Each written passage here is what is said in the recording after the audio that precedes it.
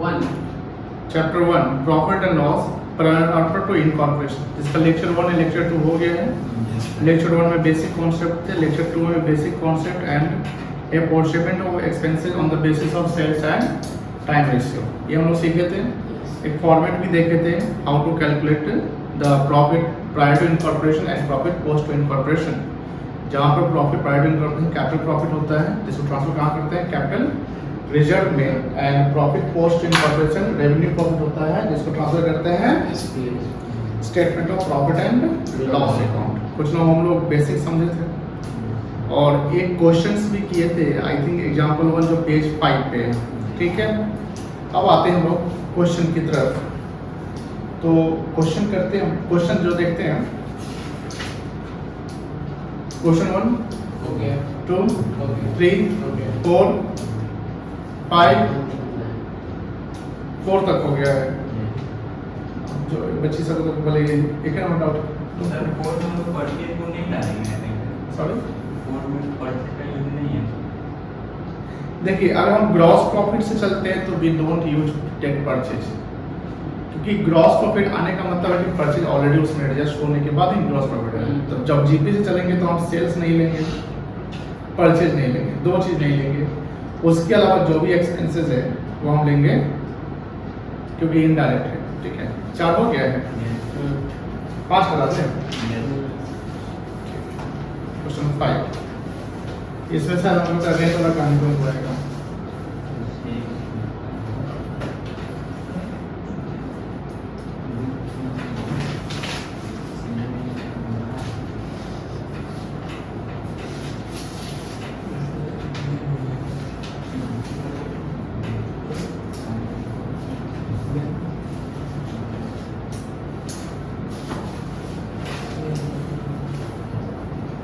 देख M limited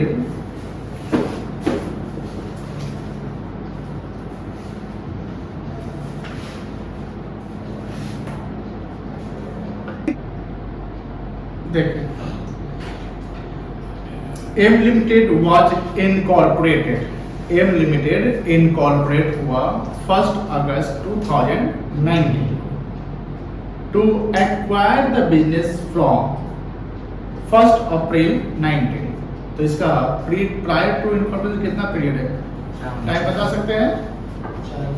4 महीना, अप्रैल मई जून जुलाई, अगस्त नहीं लेंगे बिकॉज 1 अगस्त होगा।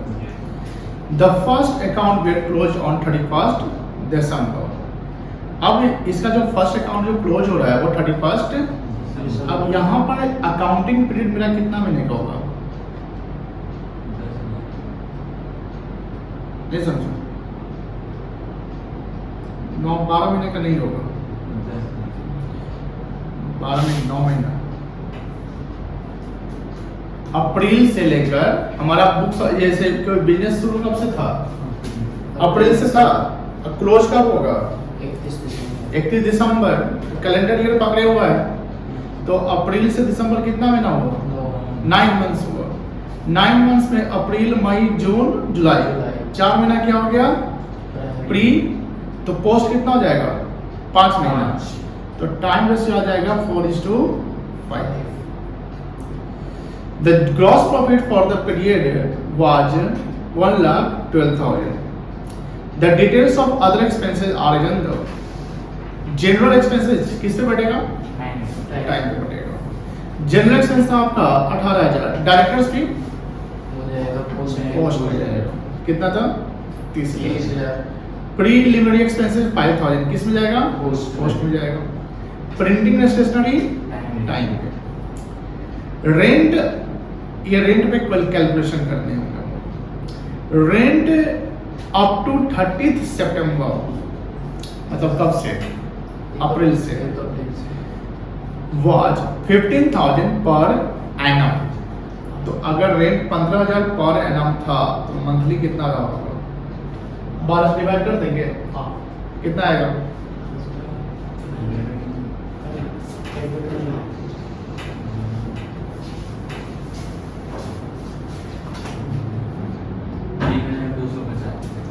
One 1 1 to 5 sorry 1250 1250।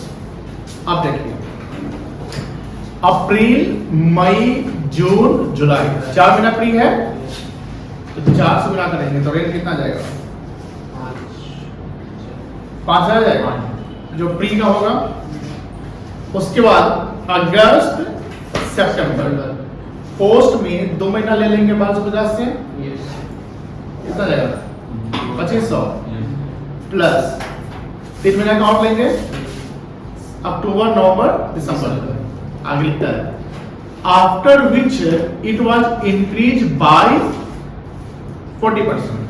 या तो 1250 को 40% से बढ़ा दो, या 15,000 को 40% बढ़ा के फिर 1200 से डिवाइड कर दो, सेम आएगा। तो 1250 को 40% बढ़ा देने कितना आएगा?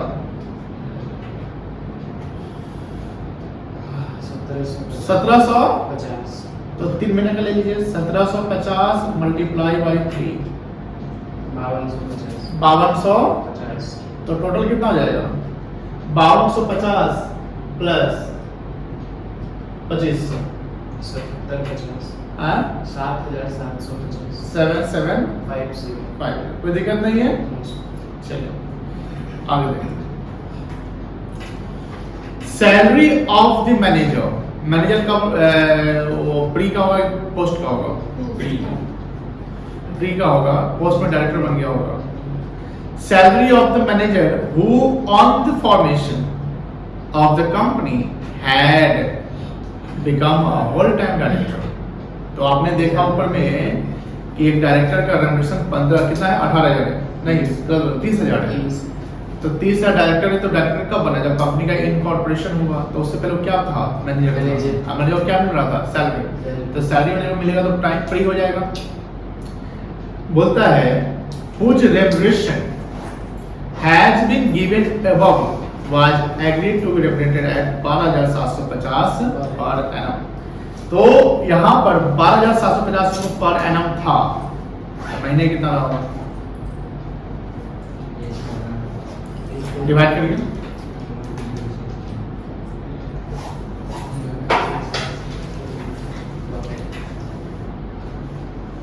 1063 गुणे 4 करो, 4250। 42 ये उसको मिलेगा क्या? मैनेजर का सैलरी 52 आ गया। नहीं राउंड कर लीजिएगा, देखो क्या है ना, फ्रैक्शन में लिया होगा बच्चों। आप ऐसे करिए 12,750 डिवाइडेड 12 और उसको आप एक राउंड ऑफ मत करिए, अब मल्टीप्लाई कर दीजिए 4 से तो आ जाएगा। आ गया? चलिए तो ये 12 4 उसके पास क्या जाएगा? फ्री में चल जाएगा। बोलिए हाँ ना, अभी हम लोग समझ रहे हैं। फिर है हाँ ठीक है, द कंपनी अर्न, ये लाइन है, the company earn uniform gross profit. Uniform gross profit क्या होता है? यूनिफॉर्म ग्रॉस प्रॉफिट होता है एक स्टेबल ग्रॉस प्रॉफिट, मतलब कि क्या बोलते हैं ना कि जो हम ग्रॉस प्रॉफिट अर्न कर रहे हैं वो फ्रीक्वेंटली यूज, मतलब कि एक इवन यूज आ रहा है, इवनली, मतलब कि कोई ज्यादा ये ऊपर नीचे नहीं रहा, बिजनेस ठीक पूरा 12 महीना चला ठीक ठाक। The sales up to 31 December, up to 31 मतलब पूरा का बता रहा है, वाज वेयर 2,45,000। द मंथली, ये लाइन बहुत इंपॉर्टेंट है,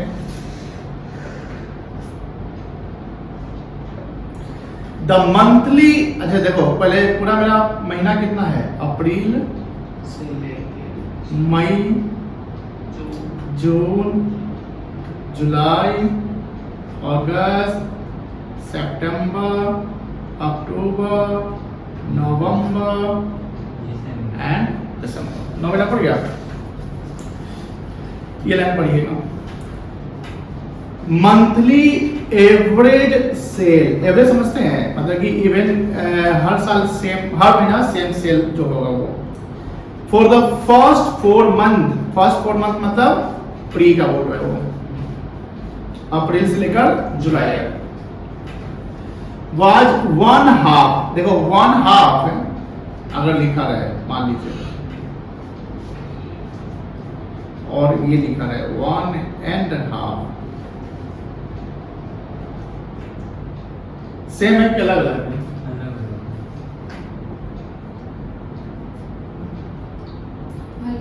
अलग। कैसे अलग अलग है? ये 1/2 है, ये 1/2। 1 होल 1/2। गुड। तो ये 1.5 है, 1.5 है, 1.5 है, एंड मतलब प्लस 1 एक हो गया एंड हाफ। तो यहाँ पर क्या लिखता है? 1/2 लिखता है। 1/2 का मतलब क्या हुआ? आधा। बोल सकते हैं ना? चलिए, तो 1/2 ऑफ द रिमेनिंग पीरियड। अब मान लो कि अगर हम इसको अगस्त को 1 मानते हैं, सितंबर को 1, अक्टूबर को 1, नवंबर को 1, दिसंबर को 1, तो अप्रैल में कितना हो जाएगा? 0.5 हो जाएगा। एक बच्चा हूं बोला, 2 बच्चा नहीं बोला, नहीं समझे?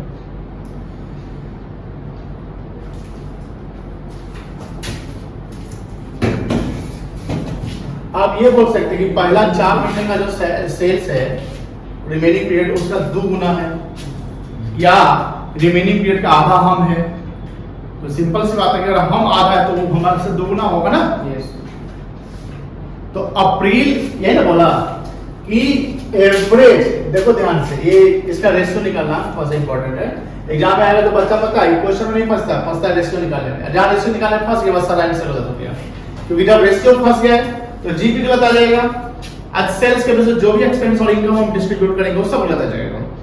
तो मेन है रेशियो निकालना, टाइम रेशियो और सेल्स रेशियो।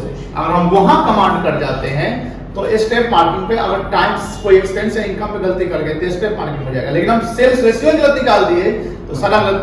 जैसे पार्टनरशिप पे अगर पीएसआर गलत निकाल दिए, सैक्रिफाइस रेशियो गलत निकाल दिए, सारा बैलेंस शीट तक आंसर गलत हो जाएगा। तो ये ध्यान रखना है, रेशियो पर पूरा कमांड को चाहिए। तो लिखता है monthly average sale for the first 4 month. First 4 month का मतलब ये हुआ कि अप्रैल, मई, जून, जुलाई जो प्रायर पीरियड का टाइम है, was 1/2 आधा ऑफ द रिमेनिंग पीरियड। तो हम अगर रिमेनिंग पीरियड जो अगस्त से नवंबर, हम उसको 1 मान लेते हैं, तो ऑब्वियसली 1/2 कितना होता है? 0.5 होता है। तो 0.5, ये भी 0.5, 0.5, 0.5। अब ये प्री का सेल हो गया, प्री सेल्स, और ये क्या हो गया? पोस्ट सेल्स हो गया। तो प्री सेल पोस्ट सेल हो गया, तो बताइए इस सबका सम कितना करेंगे? 2 आ गया। इसका सम कितना गया? तो सेल से निकल गया 2:5। और टाइम रेशियो कितना आया था? 4:5 था। अप्रैल, मई, जून, जुलाई और उधर 5 महीना। अब सेल से निकल गया, टाइम से निकल गया, तो हमारा काम आसान हो गया। आगे सवाल देखिए, आगे कुछ और भी क्या? Show the statement of profit loss. आप तो बन सकता है, आप देखो ध्यान से, तो कुछ कैलकुलेशंस कर लेते हैं हम लोग। कैलकुलेशन में रेंट अजीब होगा पहले। रेंट एनुअल कितना था जी? 15,000 पर एनम अप टू 30 सितंबर ना। उसके बाद 15,000 प्लस 40% इंक्रीमेंटल हुआ है सेल रेंट में फ्रॉम 1 अक्टूबर। तो रेंट का कैलकुलेशन करेंगे, मंथली रेंट निकाल लेंगे पहले बेटा। ये सब शो अच्छे से करिएगा, मुंह पर कैलकुलेशन जैसे यहाँ पर कर लिए, शॉर्टकट में आंसर डाल दे तो हो गया हड़बड़ी। ये हो गया एमसीक्यू टाइप बनाना। अब 20 नंबर अगर आपको लेना है तो आपको स्टेप बाय स्टेप हर चीज को दिखाना पड़ेगा, ठीक है ना। तो मंथली रेंट कितना आ जाएगा? 15,000 डिवाइडेड बाई 12। ये कब तक काम कर रहे हैं? अप टू सितंबर का कर रहे हैं। आ जाएगा 1250 है था, 1250। तो रेंट ऑफ प्रायर पीरियड, तो प्रायर पीरियड में कब से कब तक है? अप्रैल टू जुलाई 31। तो 1250 4 महीना है, अप्रैल, मई, जून, जुलाई 4 5,000, Yes. ठीक है। उसके बाद रेंट, यहाँ पर पोस्ट पीरियड का हम निकालेंगे तो उसमें थोड़ा सा कैलकुलेशन बढ़ जाएगा मेरा। फ्रॉम 1 अगस्त या अगस्त एंड सितंबर लिख सकते हैं, 1 अगस्त टू 30 सितंबर, ठीक है। तो 2 महीना हो गया, 1250 गुने 2, 5,000 नहीं 2500। उसके बाद फ्रॉम अक्टूबर टू दिसंबर ना, Yes, sir. 31 दिसंबर 40% इंक्रीमेंट हुआ है, तो 1250 प्लस 40% कर सकते हैं ना, 1750 आया था। Yes, sir. और इंटू अक्टूबर नवंबर दिसंबर 3 महीना, 17 × 51 52 50, इसको जोड़ दीजिए कितना जाएगा 7750। Yes, sir. चलिए रेंट क्लियर हो गया। अब मैनेजर सैलरी निकल जाएगा, मैनेजर्स सैलरी, ये प्रायर पीरियड होगा, प्रायर पीरियड। तो उसका सैलरी एनुअल कितना था जी? 12,750. गुड, 12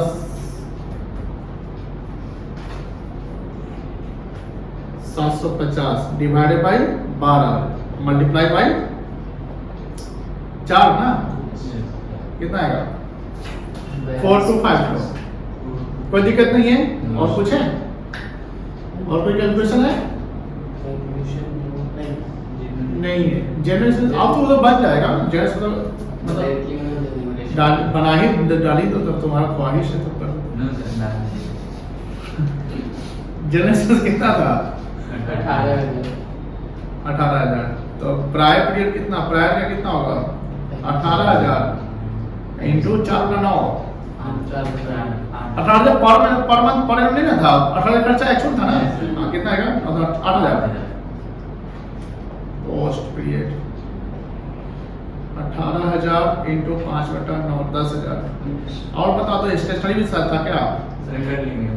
मैंने कराए थे, कैलकुलेशन कराए थे, स्टेटमेंट मान लीजिएगा क्या है, वर्किंग दिखाते हैं क्योंकि क्लास बन रहा है ना, तो उसमें जो बच्चे क्लास देखेंगे, जो बच्चे ऑप्शन किए उनको क्लियर हो जाएगा। स्टेशनरी कितना था?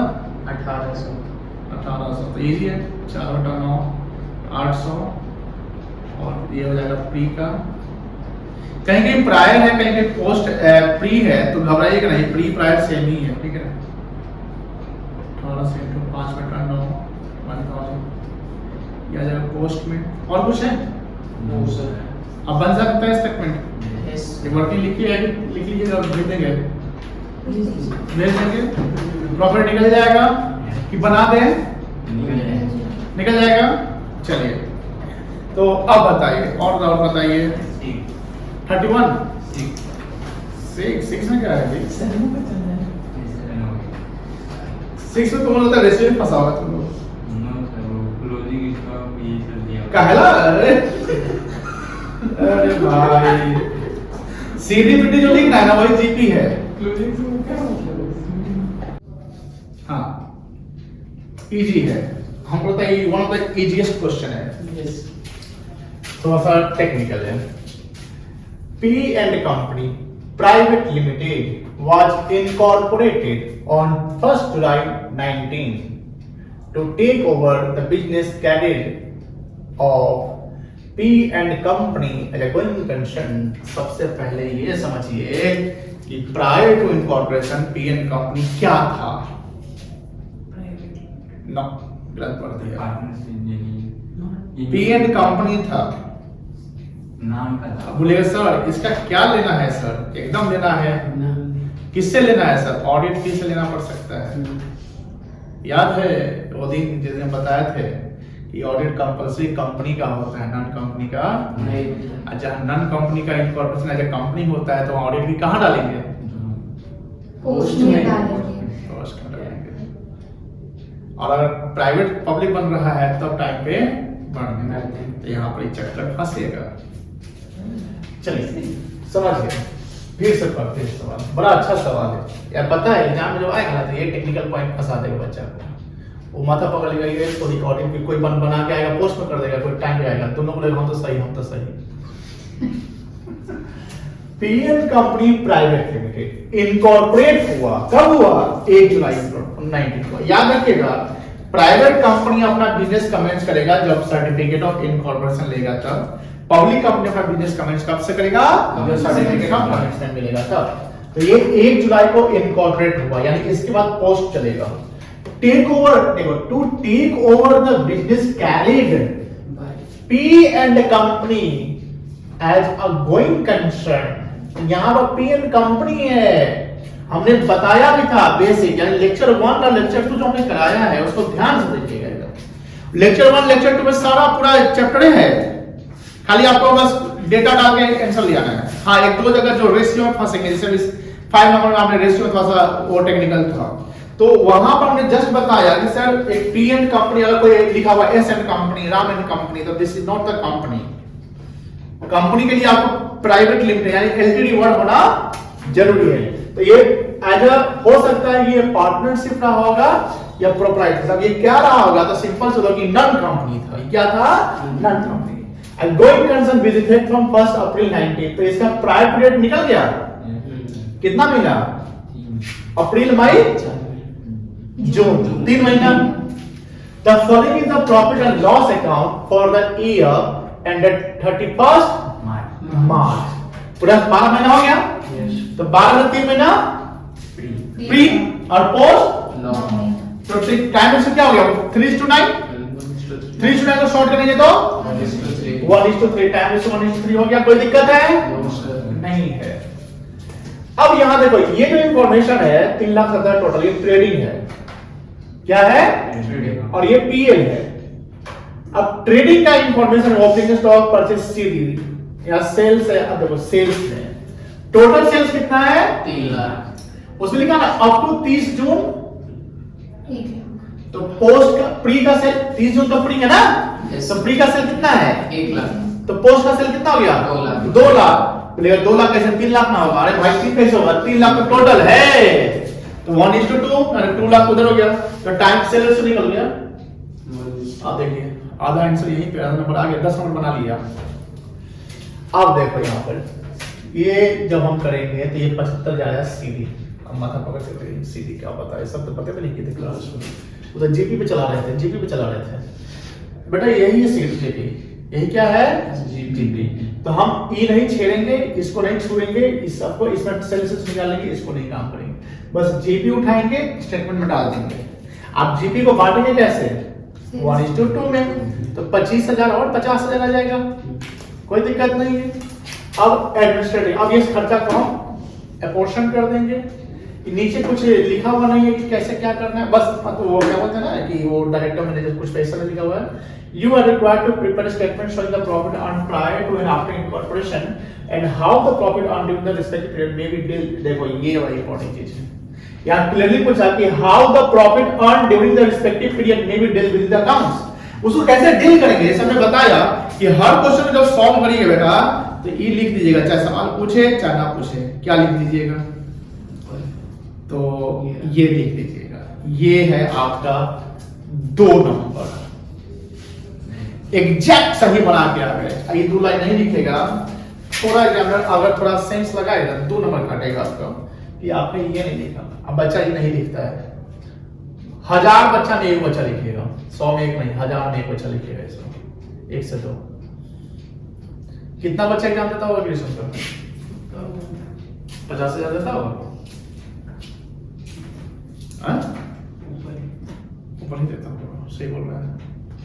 एक कॉलेज से हम लोग तक 700-600 सीट होते हैं। मुजफ्फरपुर में कितना कॉलेज है? 20 होगा, 20 से ऊपर होगा। 6 जिला है यूनिवर्सिटी का, भेड़िया खसान रहता है क्या? चलिए कोई बात नहीं, हम लोग यहाँ पर चलते थे, क्वेश्चन पे जाते हैं।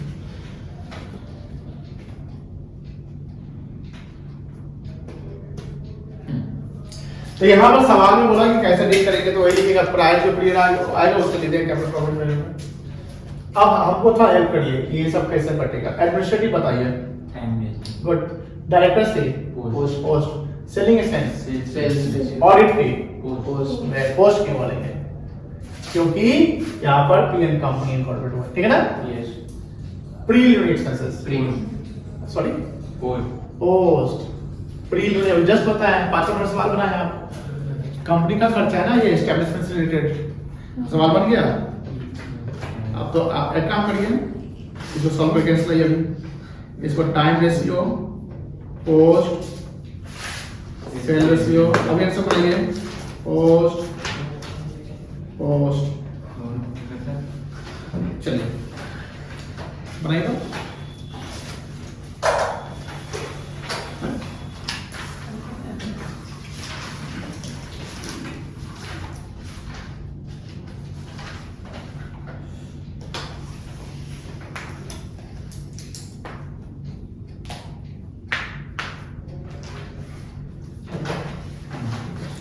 और यहाँ पर एक चीज और लिख लीजिएगा, it has been assumed that the non company has been incorporated as a company, so audit fee is to be of the actual nature and to be distributed on your cost, ठीक है ना, ये assume कर लीजिएगा।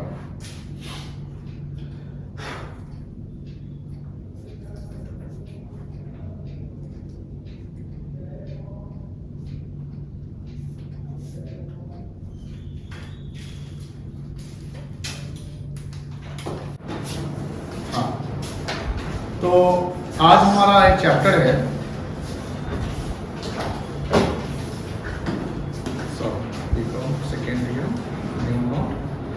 Reconstruction.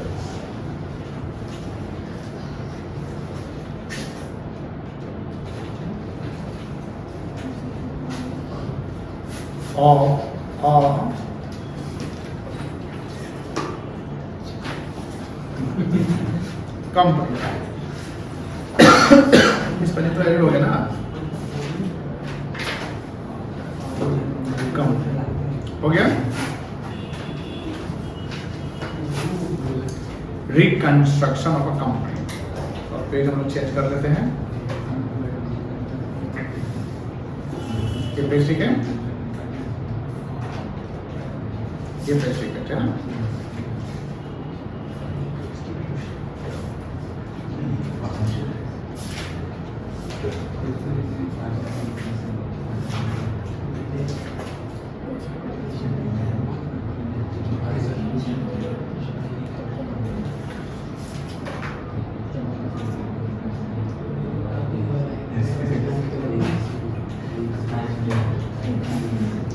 Reconstruction of A company, इसी को बोलते हैं रीस्ट्रक्चरिंग। क्या बोलते हैं? रीस्ट्रक्चरिंग,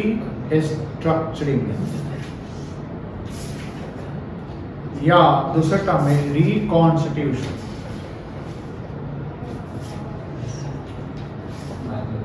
री मतलब क्या होता है? री मतलब अगेन, और स्ट्रक्चरिंग कॉन्स्टिट्यूशन या कंस्ट्रक्शन मतलब फिर से उसका निर्माण। वेदांता लिमिटेड BSc,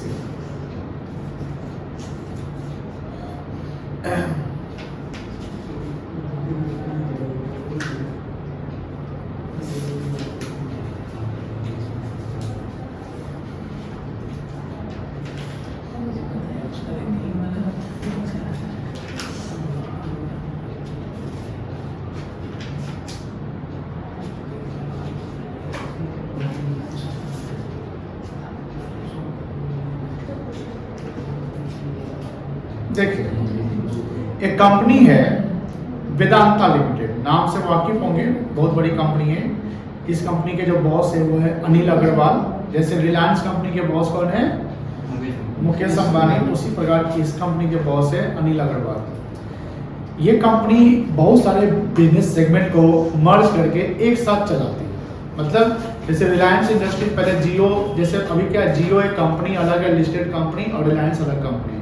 यानी रिलायंस की जितनी भी सारी कंपनियां हैं उसमें रिलायंस इंडस्ट्रीज लिमिटेड एक कंपनी है, और एक जियो हो गया जो फाइनेंशियल सर्विस देती है। बट पहले जियो जो था नाम का जियो था, बट सारा बिजनेस ऑपरेशन किसके नाम से होता था? रिलायंस। यानी अगर आप किसी जैसे रिलायंस का शेयर खरीदते हैं तो इसका मतलब हुआ कि सारा पैसा, आपका जो पैसा लगा हुआ रिलायंस के हर सेक्टर में आपका पैसा लग गया। अब इसमें एक कंपनी ने क्या किया कि जियो को अलग कर दिया। उसी प्रकार वेदांता लिमिटेड क्या का बिजनेस क्या है कि भैया सारे बिजनेस सेगमेंट को हम एक साथ चला रहे हैं, यानी एक कंपनी के नाम पे चला रहे हैं, वेदांता लिमिटेड। फिर इस कंपनी ने एक डिसीजन लिया कि हम कंपनी के जो स्ट्रक्चर जो भी ग्रुप है उसको हम क्या करें, डिमर्ज करते हैं। मर्ज होता है जोड़ना, मर्ज क्या होता है, जोड़ना, और डीमर्ज होता है अलग करना। तो ये कंपनी जो वेदांता लिमिटेड सिंगल कंपनी है, ये कंपनी ने डिसाइड क्या किया कि हम इस कंपनी का 5 अलग कंपनी कर दे, यानी टोटल कंपनी बना दे 6 कंपनी बना दे। कितना बना दे, 6। यानी इसका अलग से हम कंपनी बना दे, किसी पावर का अलग कंपनी बना दे, एल्यूमिनियम का अलग बना दे, स्टील का अलग बना दे, ऐसे करके बना दे। अब जो कंपनी में शेयर खरीदा होगा वेदांता लिमिटेड का, मान लीजिए एक शेयर वेदांता लिमिटेड कोई खरीदा होगा, अभी किसका कितना प्राइस चल रहा है, 222 रुपीज है ना, 55 पैसे। तो अगर कोई कंपनी में एक शेयर खरीदा होगा वेदांता लिमिटेड का और ये कंपनी का डिमर्जर होकर 6 कंपनी बन जाता है, तो उसको अलग अलग 5 कंपनी का एक शेयर मिल जाएगा। जहां कंपनी ने अपने स्टेटमेंट में बताया है कि जितनी भी कंपनी बनेगी जो स्प्लिट होगी तो हर कंपनी का एक शेयर आपको मिल जाएगा।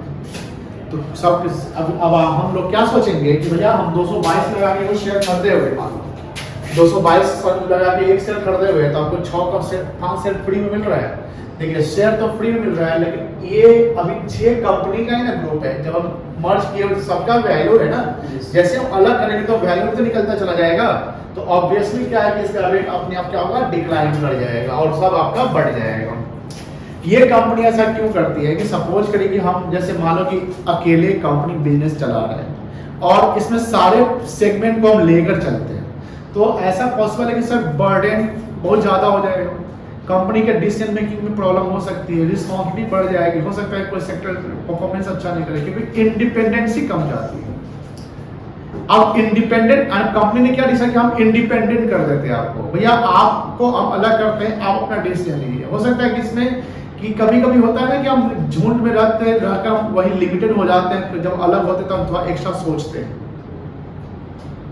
तो अब यहाँ पर जब डिमर्ज होगा कंपनी, तो कहीं ना कहीं कंपनी में बहुत सारी जो प्रॉब्लम्स पहले रही होंगी वो दूर हो सकती है। इसका न्यूज सुनिए क्या लिखा हुआ है।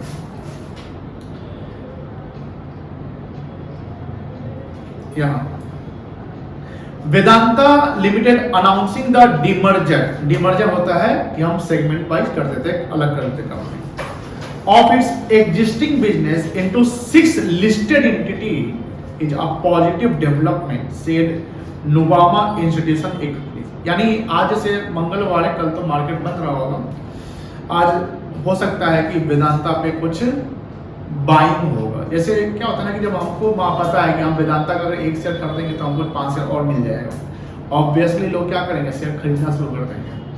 और जब शेयर खरीदना शुरू करेंगे तो इसका प्राइस अपने आप क्या होगा, थोड़ा बढ़ेगा। ये पॉजिटिव न्यूज है ना, ऐसा हो सकता है। We must sorry even as the move does not solve the debt concern, Vedanta का डेट भी जाता है of a parent Vedanta resource that must repay $4.2 billion, $8 billion लगभग 8,000 करोड़ होता है, 8,000 करोड़ होता है ना, 8,000 से समथिंग पर ज्यादा ही होता है।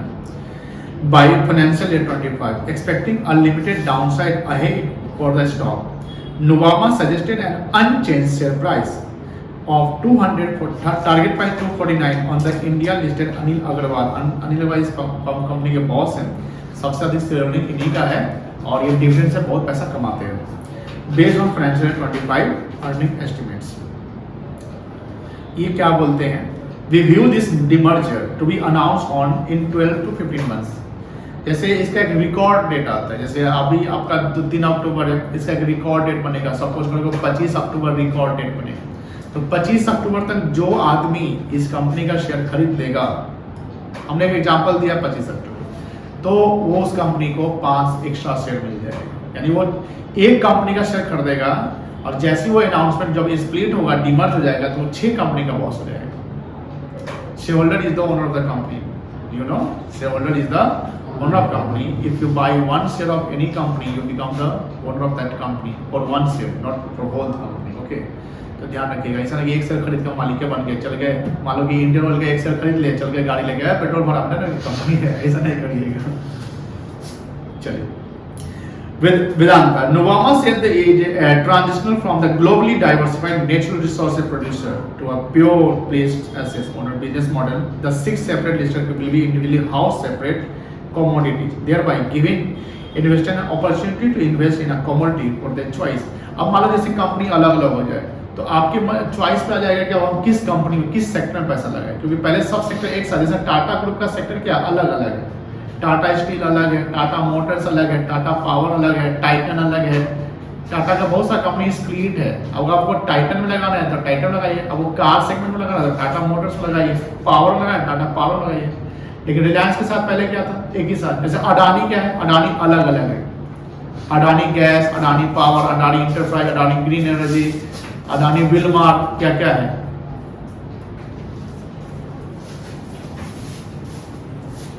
तो अब यहां पर समझिए, कंपनी जो ये डिसीजन लेती है मर्ज का, डीमर्ज का, इसमें क्या होता है ना कि जो कंपनी के जो बैलेंस शीट है, बैलेंस शीट आइटम है, जैसे लायबिलिटी हो गया, शेयरहोल्डर्स फंड हो गया, एसेट्स हो गया, तो सब में इंपैक्ट पड़ता है।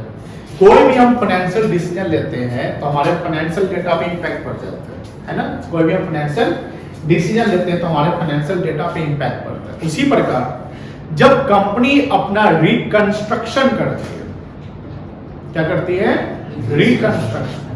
रिकंस्ट्रक्शन का मतलब होता है कि हमारे कंपनी को ये नीड हो चुकी है कि हम अपने शेयर का प्राइस थोड़ा सा चेंज करते हैं, हम स्प्लिट करते हैं।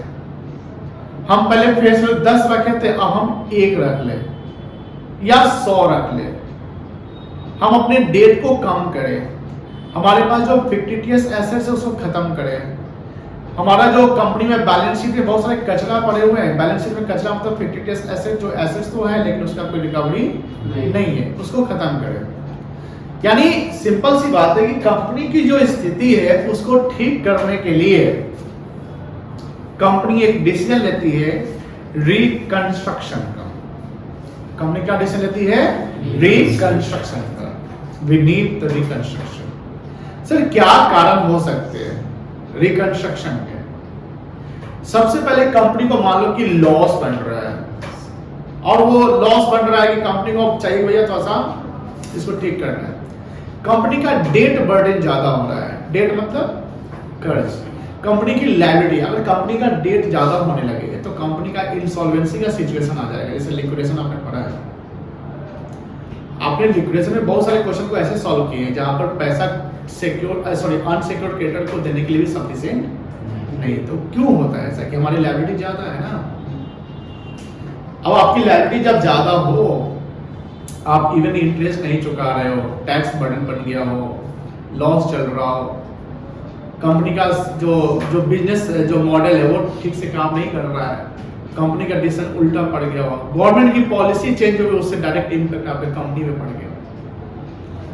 तो कंपनी तो एक छोटी सी ऑर्गेनाइजेशन तो नहीं है कि डिसीजन लिए बंद कर दिए। एक तो प्रोसेसिंग करना पड़ता है, क्योंकि कंपनी में एक आदमी का पैसा तो नहीं लगा होता है, बहुत सारे पब्लिक का पैसा लगा होता है। लिस्टेड कंपनी में किसका पैसा लगा होता है? पब्लिक का।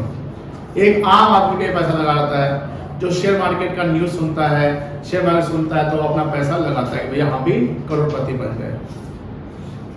अब वो इंसान मेहनत करके पैसा लगा रहा है और उस कंपनी के साथ लगा रहा है, जिस कंपनी लगाया उस कंपनी के साथ ऐसा स्थिति हो जाए तो कंपनी तो रोड पे आ जाएगी। सॉरी, वो शेयर होल्डर जो आदमी पैसा लगाया वो तो रोड पे आ जाएगा। 2008 का ऐसा क्राइसिस आया था जिसमें कितने लोगों को हार्ट अटैक आ गया था जब इंडिया का शेयर मार्केट क्रैश किया था। 1992 जो हर्षद मेहता स्कैम हुआ था उसमें इंडियन शेयर मार्केट क्रैश किया था, उसमें भी बहुत सारे लोगों को हालत खराब हो गई थी। तो शेयर मार्केट एक कितना बड़ा कुआं है कि आप कितना पैसा निकालिएगा कमेगा नहीं, लेकिन कुआं से पैसा निकालने आपको आते रहना चाहिए। अब कुआं से पानी निकालने आता ही नहीं है तो डुबकी लगा के चलेगा निकालने, डुबकी उसमें जाते निकाल कर हो सकता है कि डूब जाए। समझ में नहीं बात? तो शेयर मार्केट भी एक ऐसा ही चीज़ है, अगर आपको नॉलेज है, ज्ञान है, अपडेट है तो थोड़ा बहुत आप सीख कर अच्छा कमा सकते हैं।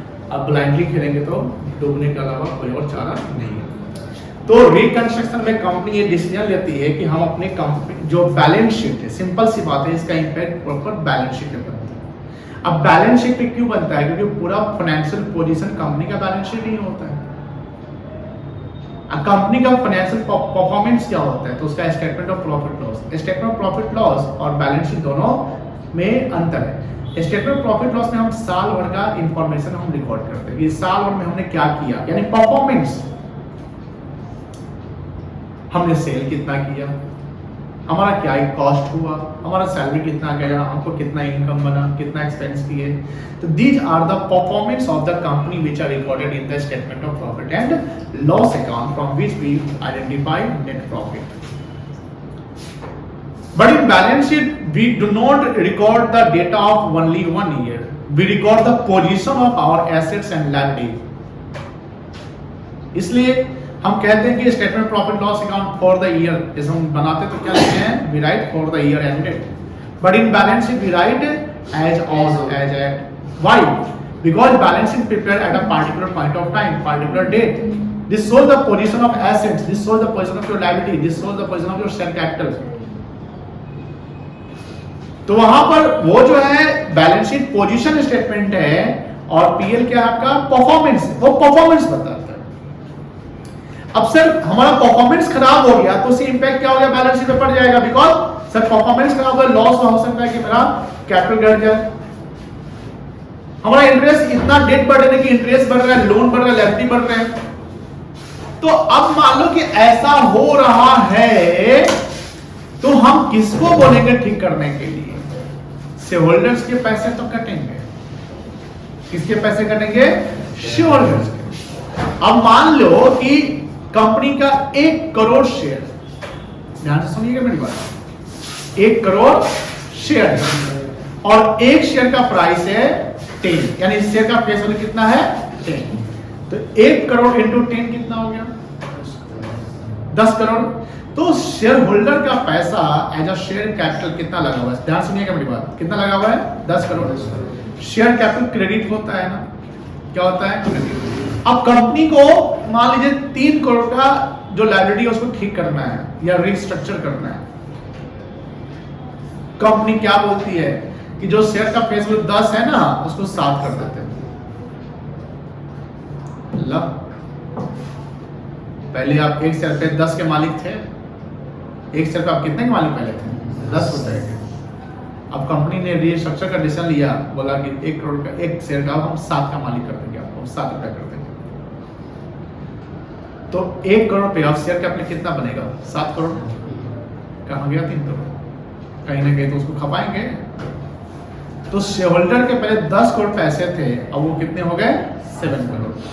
तो 3 करोड़ कैपिटल रिकंस्ट्रक्शन, एक अकाउंट बनता है, कैपिटल रिडक्शन भी कहते हैं। रिडक्शन मतलब काम जहां पर हम उसको पैसा ट्रांसफर कर दे, जो मेरे लिए प्रॉफिट है, लायबिलिटी को कम करना प्रॉफिट ही होता है, और उससे हम अपने लॉस, जो अनक्लेम्ड लायबिलिटी है, जो हमारा फिक्टिटियस एसेट्स है, जो मान लो एसेट्स में डेप्रिसिएशन वगैरह, यानी ये जो आइटम्स है लॉस वगैरह आइटम, जो डेबिट बैलेंस है, उसको हम क्या करें एडजस्ट कर दें, खत्म कर दें। मतलब किसी को देना था तो हम पैसा ना देके हम उसको एडजस्ट कर लिए शेयर होल्डर से, शेयर कैपिटल से। हमारा जो फिक्टिटियस एसेट्स था, हमारा परफॉर्मेंस खराब था, डेबिट बैलेंस ऑफ पीएल चल रहा, प्रॉफिट लॉस चल रहा था, पीएल का चल रहा था, उसको एडजस्ट कर लिया। And this is the process is called reconstruction of A company. Company अपना रिकंस्ट्रक्शन करती है। कंपनी क्या करती है अपना रिकंस्ट्रक्शन, जिसमें कैपिटल रिडक्शन अकाउंट बनता है। इजी चैप्टर है, बट कंपनी क्या है सीखिए, प्रैक्टिकल लाइफ में कभी कंपनी में जॉब करिए, बड़े लेवल पे तो आपको ये सब काम मिलेगा, छोटे लेवल पे काम शायद नहीं मिलेगा, और ये हमेशा नहीं होता है, ध्यान रखिएगा। जैसे आप जो अभी तक जितना भी पढ़े हैं, जैसे बोनस 2-3 साल पे 4 साल पे कोई कंपनी कर देती है, ऐसा हो जाता है 5 साल पे करती है। बोनस भी हर साल नहीं होता है जनरली। लिक्विडेशन कंपनी का हमेशा तो होता नहीं है, वंस इन अ लाइफ होता है। जैसे आपका लिक्विडेशन, आपका अस्तित्व खत्म हो गया ना, reconstruction once in a life नहीं होता है। हाँ ये कह सकते हैं 10 साल 15 साल 20 साल पे एक बार कंपनी का कहीं रिकंस्ट्रक्शन होता है। तो अभी जो भी चैप्टर पढ़ रहे हैं वो कंपनी का एक स्पेसिफिक पर्पस, एक स्पेसिफिक प्रोग्राम, मतलब जो भी सिचुएशन होता है जिसका वो कंपनी करती है। तो ये है कि कंपनी में जो भी फालतू के जो आइटम्स है उसको एडजस्ट करने के लिए कंपनी क्या करती है, अपने आप को रिकंस्ट्रक्शन करती है। जस्ट पार्टनर से मैंने आपने क्या पढ़ा था, रिकॉन्स्टिट्यूशन पढ़ा था, जस्ट ये रिकंस्ट्रक्शन। रिकंस्ट्रक्शन का मतलब ये नहीं होता है कंपनी को बंद करना है, कंपनी रहेगा। जैसे लिक्विडेशन में कंपनी बंद होता है, इसमें क्या होगा, कंपनी रहेगा, बस कंपनी के शेयर कैपिटल चेंज हो जाएंगे। हो सकता है बढ़ जाए, हो सकता है घट जाए। अब बढ़ेगा कब, जब कंपनी मान लो फ्रेश इशू कर दे शेयर। हो सकता है ना कि ऑथराइज शेयर में अनइश्यूड शेयर है। Do you know unissued share? Unissued share क्या होता है, बोनस में आपने देखा होगा। अनइश्यूड मतलब जो शेयर कंपनी ने इशू अभी नहीं किया है, इशू करके पैसा पूरा लेंगे। कंपनी के जो गुडविल है, इनटेंजिबल, 50 डेज एसेट्स, सॉरी जो बैलेंस शीट में जिसका रिकवरी नहीं कर सकते हैं उसको राइट ऑफ कर देते हैं। एडवर्टाइजमेंट सस्पेंस है, 50 डेज एसेट उसको राइट ऑफ कर देते हैं। दैट्स व्हाई कंपनी क्या करती है, अपने आप को रिकंस्ट्रक्शन करती है, टाइम टू टाइम स्प्लिट करती है, अपने फेस वैल्यू ऑफ शेयर को कम करती है। जैसे अपने फेस वैल्यू ऑफ शेयर को कम करेगी, शेयर कैपिटल कंपनी का क्या हो जाएगा, कम जाएगा। समझ गया? चलिए इस पे हम लोग कल लिखते हैं, ठीक है ना? ओके।